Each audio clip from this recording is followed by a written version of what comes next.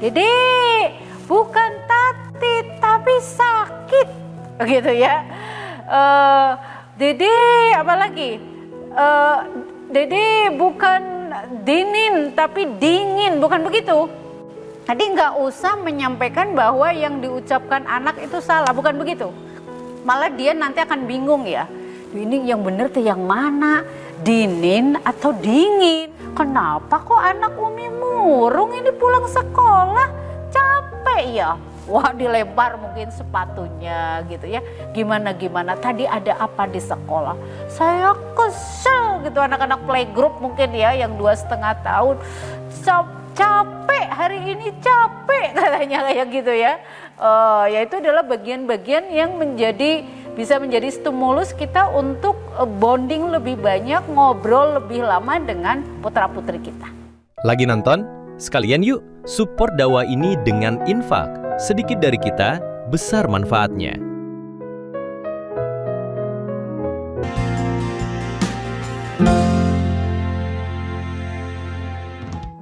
Bismillahirrahmanirrahim. Assalamualaikum warahmatullahi wabarakatuh. Subhanallah, subhanallah, alhamdulillah, wala ilaha illallah, Allahu akbar. Allahumma sholli ala sayyidina Muhammad wa ala ali sayyidina Muhammad. Alhamdulillah masih bersama saya Wiwi Woro di program Smart Mom. Apa kabarnya ayah dan mama hebat? Ini masih spesial buat ayah dan mama hebat, orang tua baru yang memiliki balita. Waduh ya, putra-putrinya yang usia balita bawah 5 tahun. Sharing kita tentang hentikan kebiasaan bicara cadel ke anak. Waduh, Bu Wiwi ini banget sangat sangat cocok ya dengan perkembangan anak saya yang sudah mulai cerewet ya. Ya, putra-putri kita biasanya usia berapa ya? 2 sampai 2,5 tahun itu perkembangan atau pertumbuhan aspek bahasanya itu semakin luar biasa ya, sedang mengalami pertumbuhan yang hebat seperti itu. Sehingga ayah dan mama hebat sebenarnya bawaannya ngobrol terus, cerewet gitu ya, apa-apa ditanya tetapi belum bisa melafalkan gitu ya kata-kata secara clear atau secara jelas. Kita sering menyebutnya dengan bahasa masih cadel, bener gak sih? Kalau huruf K biasanya ya, konsonan K, kemudian apalagi S, kemudian R, wah itu biasanya ini ya belum begitu clear begitu. Termasuk ayah dan mama hebat adalah ketika berbicara tentang ngobrol 2 huruf yang biasanya nggak bisa dipisahkan. NG, NY, apalagi sih? SR, BR gitu ya. Itu biasanya rada-rada kecadelannya itu terasa. Ya. Nah, gimana nih kalau anak kita sedang mama, ma misalnya tatit perut gitu ya. Tatit perut gitu ya. Kita nggak boleh kemudian mengulang. Apa, Dek? Tatit perut. Wah, itu sama dengan kita mengajarkan ke anak kita sesuatu yang tidak benar. Gimana, Dek? Sakit perut? Kayak gitu. Sakit perut, Dek? Oh, tadi makan apa, sayang?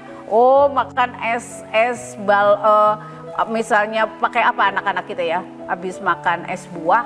Oh, tadi esnya kebanyakan ya. Sehingga sakit perut. Gitu ya, tidak kemudian kita menirukan apa yang anak kita sampaikan yang masih dalam kondisi cadel. Ih, Dedek tatit perut ya, kasihan, tidak begitu ya ayah dan mama hebat.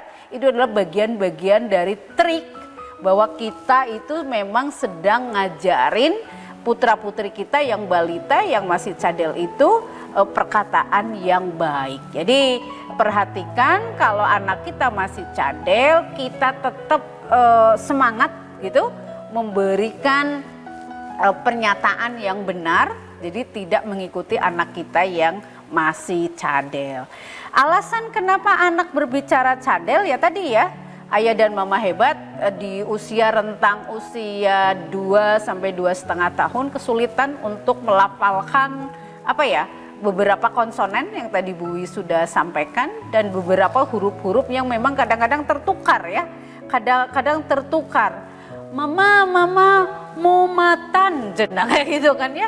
Oh mau makan maksudnya. Oh adik lapar sayang. Mau makan, nah kayak gitu ya, bukan gimana mau makan, waduh sama aja gitu ya, tidak begitu ya Ayah dan Mama Hebat, termasuk misalnya mama selimut, adik dingin misalnya gitu, oh adik kedinginan ya nak, sekarang sudah musim hujan, pingin diselimutin nih sama mama, kayak gitu ya Ayah dan Mama Hebat, jadi tidak diperkenankan untuk mengikutin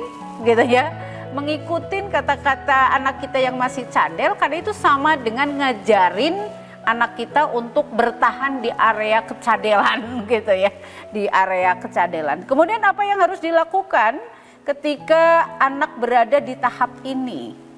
Jadi satu adalah orang tua perlu menahan diri tadi ya, tidak meniru dan mengulang cara anak berbicara ketika dia mengungkapkan sesuatu yang keliru. Itu yang pertama. Tadi ya, mau matan, dinin, apalagi atit perut, apalagi ya. Tugas Ayah dan Mama Hebat sekali lagi adalah membantu anak kita gitu ya, dengan pengulangan kalimat-kalimat yang benar ya.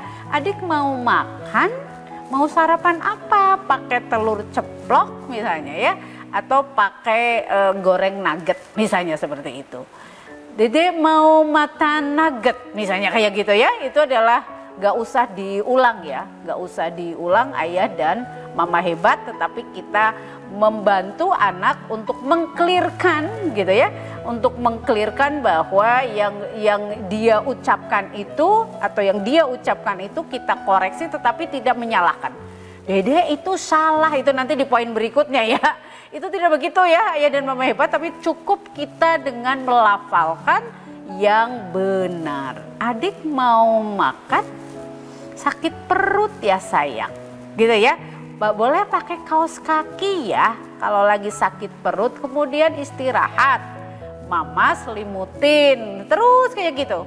Jadi anak itu sebenarnya sedang belajar secara, kan pola pendidikan bahasa itu yang paling manjur adalah repeat, diulang-ulang. Jadi kalau dia dalam kondisi yang belum bisa, kemudian lingkungannya itu meripit, mengulang-ulang dengan sesuatu yang benar, itu secara otomatis nanti dia juga belajar bagaimana mengucapkan kata yang benar. Yang kedua tadi tetap menyebutkan kata-kata yang benar selama percakapan dengan anak berlangsung. Tadi sudah Bu Wiwi spill ya di pengantar bahwa kita tetap merespon dengan kalimat yang benar. Nah, kaki aku tadi jatuh misalnya sebegitu. Oh, adik tadi apa? Main bola sama teman di halaman rumah. Kemudian jatuh. Jadi kaki adik sakit ya. Sini ya, mama bersihin dulu lukanya ya. Misalnya seperti itu. Ambil kapas, pakai air hangat gitu ya Ayah dan Mama Hebat ya. Kemudian dikasih betadin. Nangis misalnya. Mama tatit, kaki adik tatit gitu ya. Sambil nangis. Iya sayang, iya adik sakit ya kakinya ya. Aduh sedang diuji nih, mau ditiup nggak sama mama? Waduh ditiup gitu ya. Emang ada gitu korelasi antara meniup dengan mengurangi rasa sakit ya. Ini aja ya untuk mengalihkan perhatian ya, tips saja ya. Strategi Ayah dan Mama Hebat untuk mengalihkan perhatian anak ketika misalnya jatuh dan kakinya sakit seperti itu. Jadi tetap kita mengulang-ulang Ayah dan Mama Hebat dengan kalimat yang benar ya. Karena di konsep pembelajaran bahasa itu yang penting repeat ya, anak kita terus mendapatkan pengulangan kata-kata yang baik sehingga nanti secara tidak langsung usia perkembangannya misalnya 2 bulan ke depan, mama kaki aku tidak sakit lagi, wah kayak gitu ya, bukan tatit lagi ya, tetapi tidak sakit lagi, sudah jelas ya. Gitu ya ayah dan mama hebat, itu adalah poin kedua yang harus kita lakukan, yang harus kita support, yang harus kita bantu ketika putra putri kita mengalami episode sedang cadel dalam bicaranya ya. Jadi sekali lagi tetap menyebutkan kata-kata yang benar selama percakapan dengan anak. Tidak ikut-ikutan cadel ya ayah dan mama hebat. Kemudian poin yang ketiga, ini penting banget nih ya. Tidak perlu mengoreksi dengan menyatakan bahwa ucapannya salah. Dede, bukan tatit tapi sakit. Gitu ya. Dede, apalagi? Dede bukan dingin tapi dingin, bukan begitu. Jadi nggak usah menyampaikan bahwa yang diucapkan anak itu salah, bukan begitu. Malah dia nanti akan bingung ya. Ini yang bener tuh yang mana? Dinin atau dingin gitu ya. Karena anak itu kan masih anak-anak usia balita itu pola pikirnya konkret ya. Konkret, jadi belum bisa dibawa ke sesuatu yang abstrak. Salah itu apa gitu kan belum tahu gitu. Jadi dengan dicontohkan saja ayah dan mama hebat dengan perkataan yang baik ya, sekali lagi tidak usah bicara salah itu benar, nggak usah. Dede bukan tatit ya, tetapi sakit, bukan begitu, tetapi adik sekarang lagi sakit tangan misalnya ya, sakit kaki misalnya, sakit perut ya. Berarti kita berdoa sama Allah semoga nanti setelah begitu diberikan obat atau betadin, Allah menyembuhkan. Jadi yang menyembuhkan siapa dek?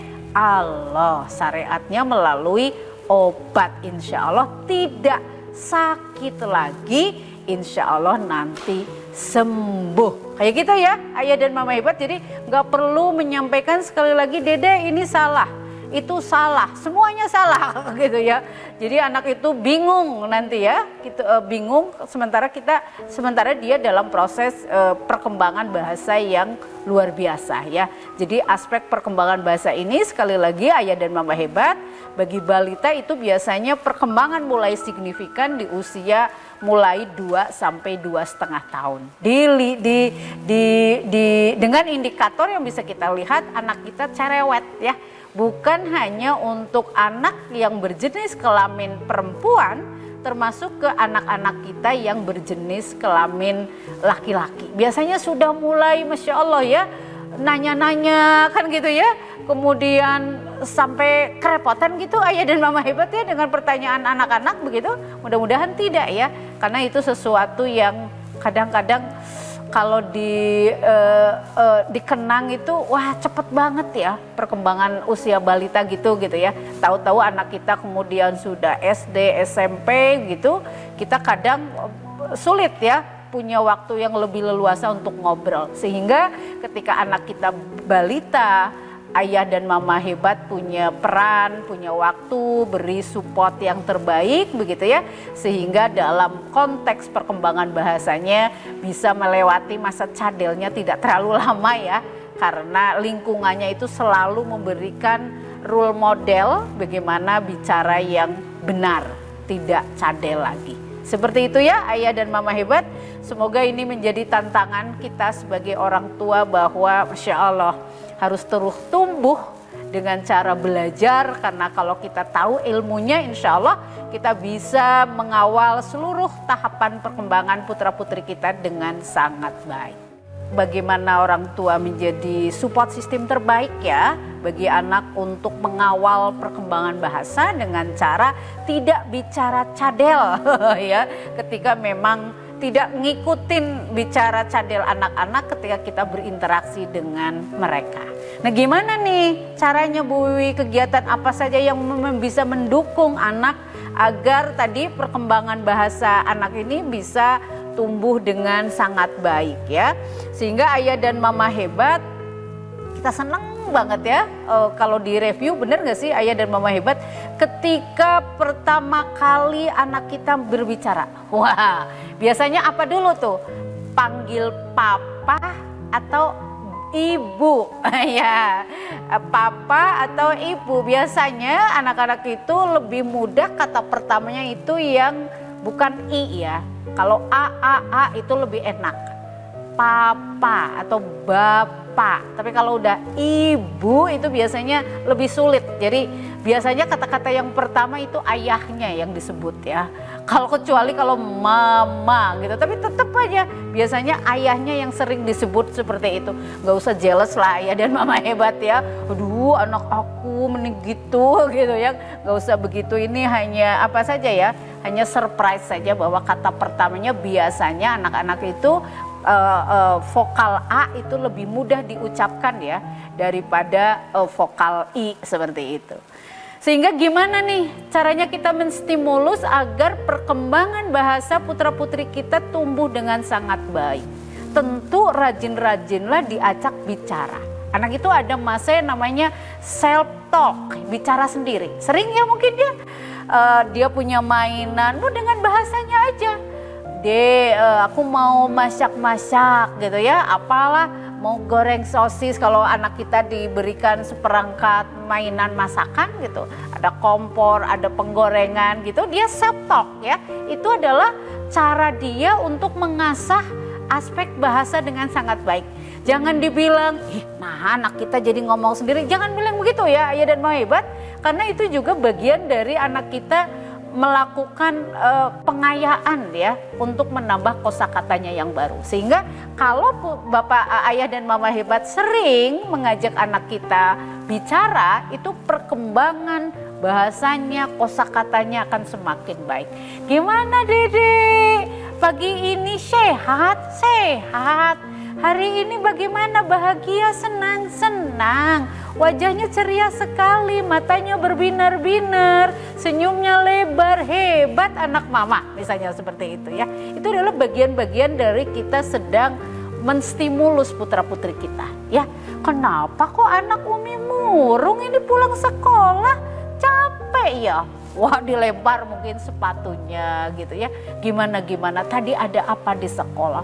Saya kesel gitu, anak-anak playgroup mungkin ya yang 2,5 tahun. Capek hari ini, capek katanya kayak gitu ya. Ya itu adalah bagian-bagian yang bisa menjadi stimulus kita untuk bonding lebih banyak, ngobrol lebih lama dengan putra-putri kita ya. Jadi caranya adalah ajak ngobrol lebih sering. Jangan biarkan anak anteng dengan handphone. Aduh no ya, anak 2,5 tahun belum sama sekali ya untuk siap memegang handphone. Jadi ayah dan mama hebat luangkan waktu gitu ya menjadi sesuatu yang menyenangkan kalau di masa tadi tumbuh kembang aspek bahasa ini didampingi oleh ayah bunda yang memang tahu dan memberikan stimulus yang luar biasa dengan pertanyaan, dengan sering ngobrol. Itu adalah bagian-bagian yang menjadi sangat baik.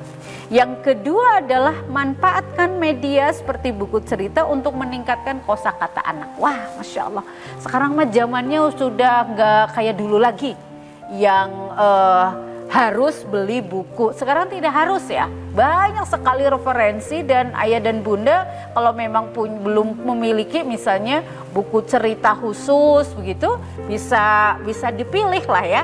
Bisa dipilih oleh ayah bunda, bisa diupdate melalui medsos, bisa dipilih yang memiliki peran konten-konten atau muatan-muatan norma atau pendidikan karakter yang baik.